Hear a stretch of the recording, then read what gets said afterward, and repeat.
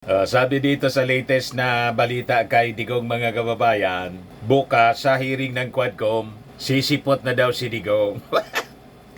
Mr. Maravillas niya. Maniwala ka pa rin dyan kay Digong. Malamang bodol na naman yan. Tingnan natin pa, baka na-trigger si Digong sa hamon ng mga members ng Dayangans. Pumunta ka niya rito.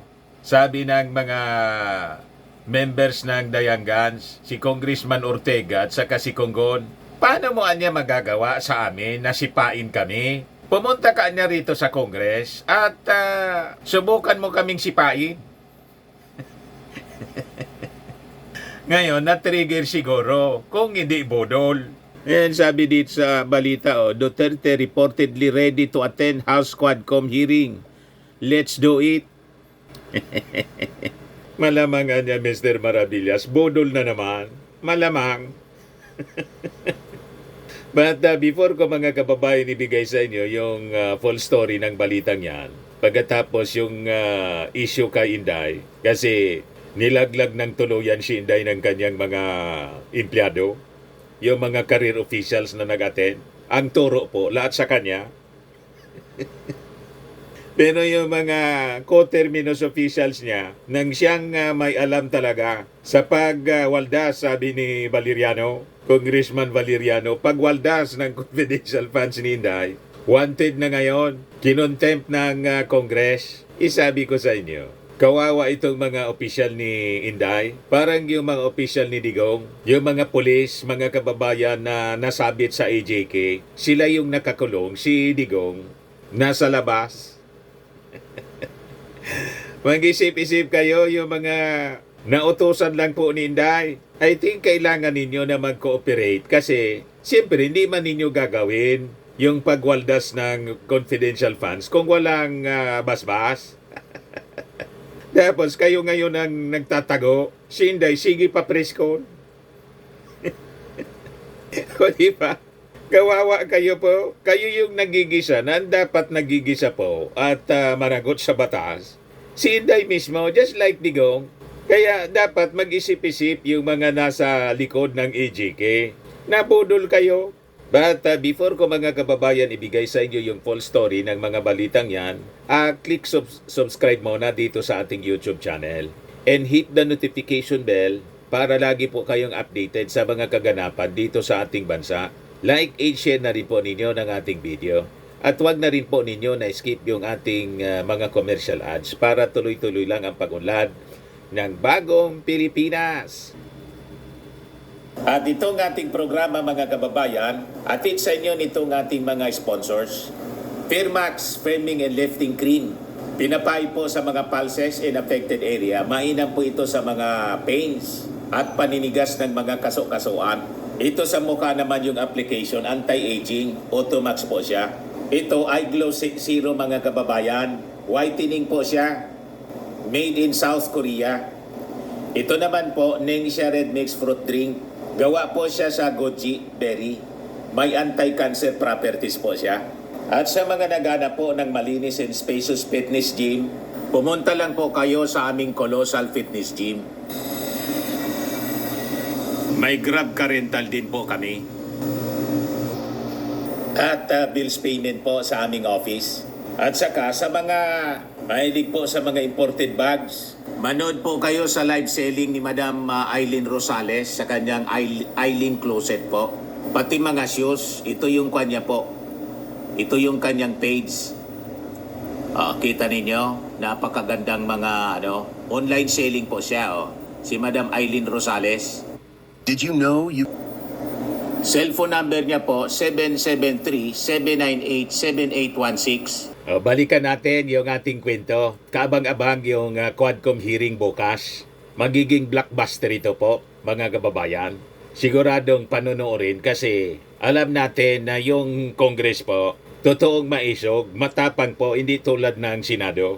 Ang matapang lang po sa Senado po, si Risa Ontiveros, nag-iisang nakikipaglaban. Babae pa. The rest po, lahat bagang buntot kay Digong. O ngayon, pag tinutuon ni Digong yung kanyang sinabing let's do it, maniniwala tayo na maisog talaga siya. Pero kung bodo lang po, ablada na naman, maniniwala tayo na hindi man talaga maisog kundi bayot. Duwag na bayot. Tinawag ng mga congressmen, hinamon mga kababayan si Digong.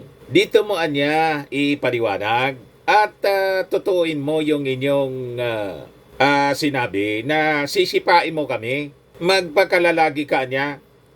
Baka tinablan si Digong sa hamon ng Kongres.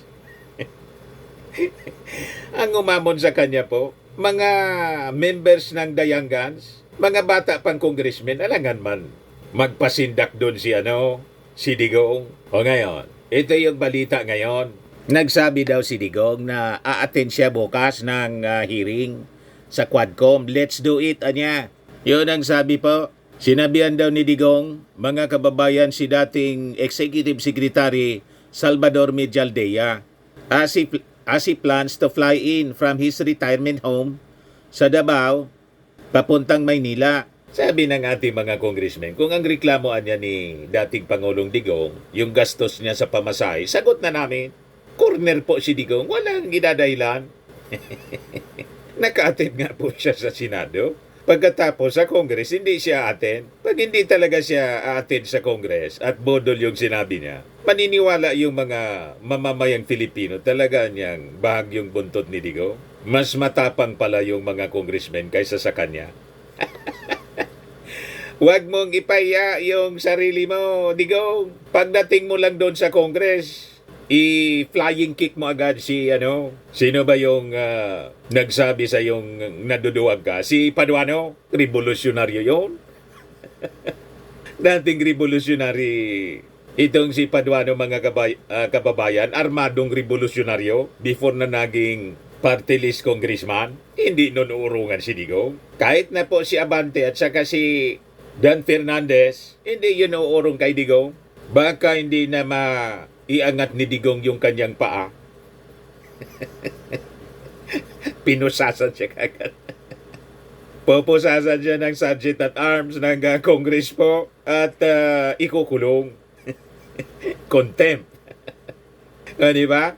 For being disrespectful sa institusyon. Nagsabi na po yung ating mga congressmen.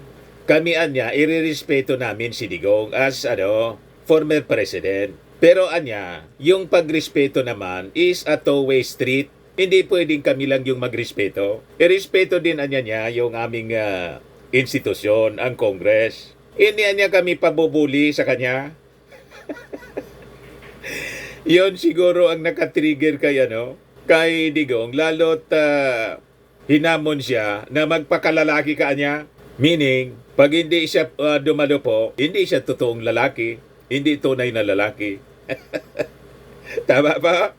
Pag ganon, yung respeto sa kanya ng mga followers niya mawawala. Isabi ng mga congressmen, ipakita mo anya na kaya mong umarap sa Congress. At pag sigurado anyang sinipa mo kami, matutuwa ang mga palakpakan, yung mga followers mo anya. O diba? So sabi dito, they will be surprised. The source said, referring to the members of the Quad Committee. But since you are going to report it, hindi na surprise. The source who requested anonymity. Ang sabi, si Digong po ay magsasailalim kasi sa medical procedure to clear him for the flight to Manila. Makaduda ang linya ng kwento. Baka budol nga. Sabihin, sabi niya ng doktor ko, hindi niya pwede ako hindi ako pwedeng lumipad. Pero ngayon gusto ko. Let's do it, anya. Kaya lang, hindi man na niya ako pwedeng gumalaw against medical advice. Malamang ganon ang mangyari. Mamumuti yung mata ng mga congressmen sa paghintay kay Digong kasi may announcement na pupunta. Pagkatapos, wala man dumating po.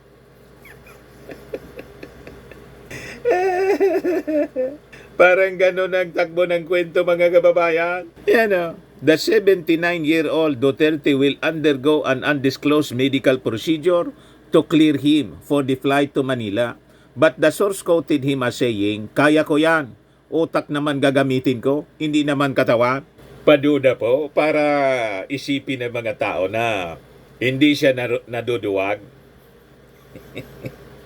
Kaya lang pinigil siya ng kanyang doktor. To save face, mga kababayan, doon sa hamon ng mga congressmen na magpakalalaki ka, sukul na po si Digong.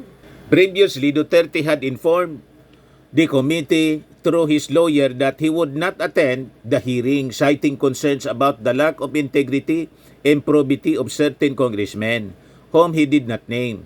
His lawyer also claimed that witnesses were pressured to testify about the former president's alleged involvement in the extrajudicial killings during his time as Davao City Mayor and throughout his presidency from 2016 to 2022. So hanggat hindi po nakikita natin na nandun papasok sa mismong building ng Congress si Digong, huwag tayong maniwala na pupunta siya. Kasi ilang beses na tayong nabudol. Di ba? Paulit pa tayo na mabodol. Yun nga, nag-announce si Digong. Pinatula naman ng mga ilang vloggers pa na si Digong daw ayaw na. Umatras na bilang kandidato pagka-mayor. Hindi man na niya kailangan Duterte ang maging mayor. Hindi pa kayo nadala. Maniwala kayo kung si Digong po, winidraw yung kanyang certificate of candidacy for mayor. Pero pag kwento lang na aatras na siya, yan ang kwento ngayon. Malamang budol na naman po ang intensyon ni Digong para lagi siyang pag-usapan. Parang si Inday. Pabitin yung mga kwento. Ang balita ngayon, natakot kay Nograles. Rody Duterte reluctant to be Davao Mayor, just waiting to die. Inintay na daw niya si kamatayan. Huwag kang mainip. May takdang panahon para sa lahat. In everything there is a season and time. A time to be born, a time to be born, and a time to die. Ayan ba? Nagpa-interview si Digong. Yan sabi dito, former President Digong apparently is not keen on pushing through with his candidacy as mayor of Davao City. Nagpa-interview po noong November 7. Sabi ni Digong, count me out, I am retired. Hindi na ako babalik, wala na akong babalikan, ibigay ko na sa next generation. Hindi ko na panahon. Sabi po ni Digong, I am just waiting for my kamatayan. Ayaw ko na talaga. Leave it to God. Hindi kailangang Duterte ang mayor. It could not be that way. Ako, tapos na ako. Ibigay ko naman sa chance sa iba. Wala na akong maingi sa Diyos. The former president filed his candidacy for mayor of Davao City on October 7, shutting down speculation he would run for senator since voter preference surveys showed him with a strong chance of winning. He will be up against his former cabinet secretary Carlo Nograles for the top local post. Ano niya, Mr. Maravillas, ang reading mo? Normal po kay Digong ang ganyang mga statement. On the other hand, baka nafe-feel ngayon ni Digong na wala na siyang popular support sa Davao with all the controversies na lumabas sa mga kababayan laban sa kanya at sa kanyang anak. Nafe-feel niya siguro na baka matalo siya ni Nograles kaya pinofloat na niya yung idea na gusto niyang mag-retire. Pero hindi man niya wini-withdraw, mga kababayan, yung kanyang COC. Ibig sabihin, hindi man totoo na gusto niyang mag-retire na. Kaya lang, kung matalo siya, at least hindi siya mapaya. Hindi naman na niya ako na gano'n. Okay man lang niya sa akin kasi matanda na ako. Di ba niya sinabi ko? Diba? Nahayaan ko na sa next generation, sa mga bata pa. Kasi ano pa man ang iilingin ko. Nagpapasiguro na siguro si Digong, mga kababayan, na kung matalo siya, ni Nograles, at least hindi kayaya. Pero hindi man po siya nag-withdraw. So, ibig sabihin, hindi totoo na gusto na niyang mag-retire. Kaya lang, pag siya natalo, ayaw niyang sabihin na nalaos na siya. Ganon mga kababayan. Parang si Inday, like father, like daughter. Sige ang sabi na wala siyang intensyon na tumakbong Pangulo sa 2028, pero sige na po ang ikot niya sa buong Pilipinas. Hindi na nga po magtrabaho. Ngayon, lumabas sa press con kahapon kasi nilaglag na siya mga kababayan ng kanyang mga tauhan. Ayan po, sabi ni Atty. Rosalyn Sanchez, that is correct, Your Honor. Sa pagtatanong po mga kababayan ni Congressman J.J. Suarez. Yan sabi dito sa balita, OBP officials admit only close aides had control over confidential funds. So, lumabas mga kababayan doon sa investigasyon, yung mga co-terminus officials ni Inday, yun ang pinagkatiwalaan niya sa pag-disburse ng kwarta. Ayan po. Under Vice President Sara Duterte's administration po, sa DepEd, pati yung OBP confidential funds, kasi dublado po yung confidential funds ni Inday. May confidential fund sa DepEd, may confidential fund sa Office of the Vice President. Jackpot. Sabi dyan, only Duterte and her close aide ang nakakaalam sa 500 million na confidential funds na ginastos in 2022 and 2023. So sabi po ni OBP Administrative and Financial Services Director Rosalyn Sanchez, Chief Accountant Julieta Villa del Rey, and Budget Division Chief Administrative Officer Kelvin Jerome Teñedo, na wala silang personal knowledge or involvement sa pag-handle ng sa paghawak ng pondo.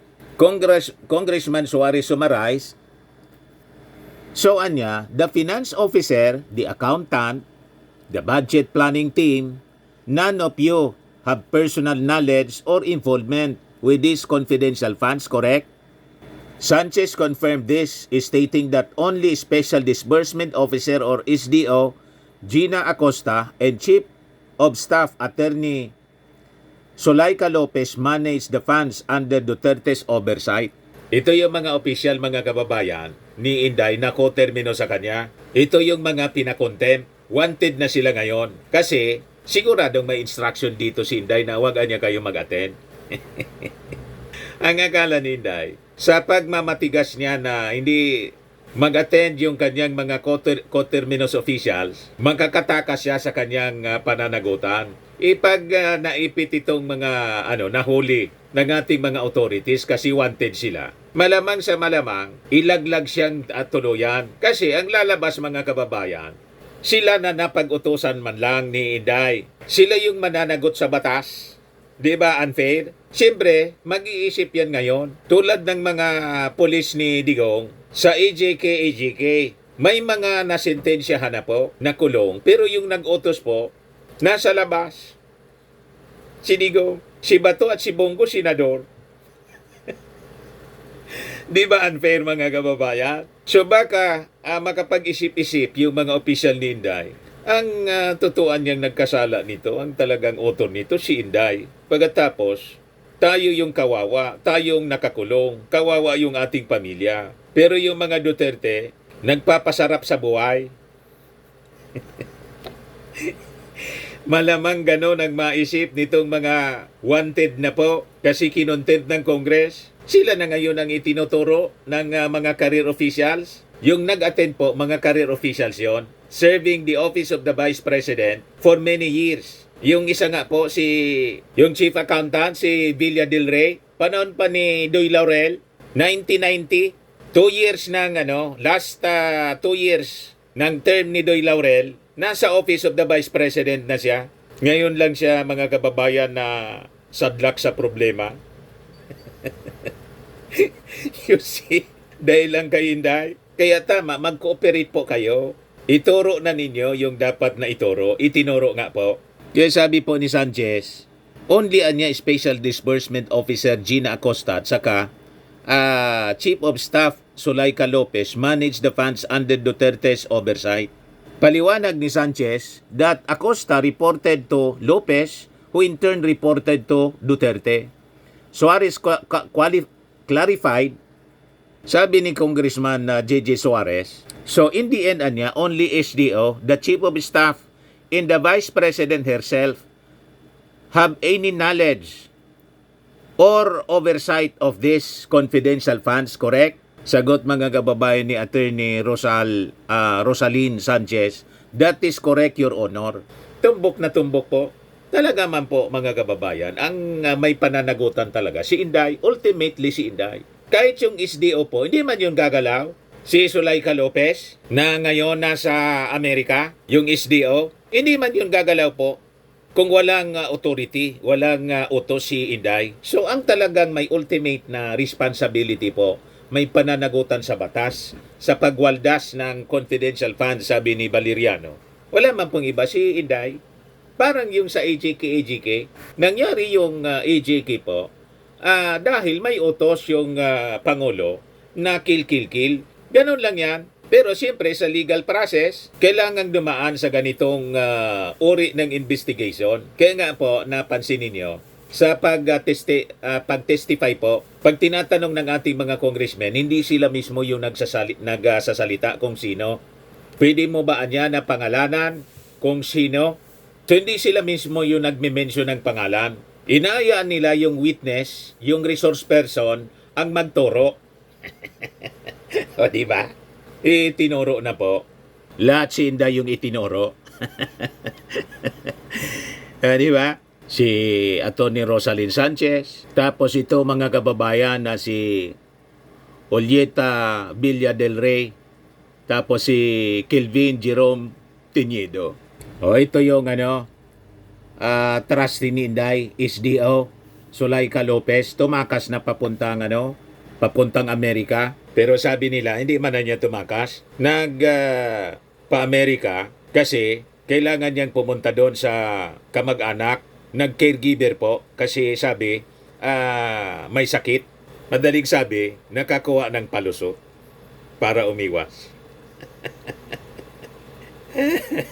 Ganun lang po, kanya-kanyang paraan. Pero darating ang oras, marirealize mga kababayan, nitong mga opisyal ni Inday, na bakit niya tayo nalalagay sa problema. Hindi man talaga tayo yung nagwaldas ng pera, kundi napag-utusan lang tayo. Baka maisip nila, pag na-realize nila na walang